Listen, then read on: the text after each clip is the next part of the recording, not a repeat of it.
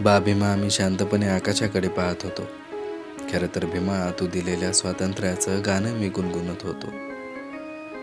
त्या आकाशातील प्रत्येक तारा जणू तुझ्या विचारांचा साक्षीदार होता आणि प्रत्येक झुळूक तुझ्या लेखणीच्या तेजाने उजळलेली वाटत होती. कधी काळी जखडलेला, नाकारलेला, तुच्छ मानलेला तोच माणूस आज मोकळ्या हवेत उभा होता, ताठ कण्याने, डोळ्यात अभिमानाची ज्वाला घेऊन. कारण भीमा, तू त्याला दिलंस ते फक्त स्वातंत्र्य नव्हे, जगण्याचं सामर्थ्य, बोलण्याचं धैर्य आणि मी माणूस आहे हे उच्चारण्याचं गौरवशाली स्वातंत्र्य. त्या क्षणी माझ्या मनात तुझं संपूर्ण आयुष्य फिरून गेलं.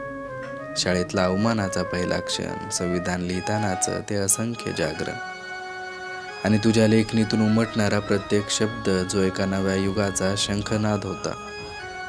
मी हलकासा हसलो, कारण मला जाणवलं तू अजूनही आहेस. माझ्या प्रत्येक श्वासात, माझ्या प्रत्येक विचारात, माझ्या प्रत्येक अधिकारात.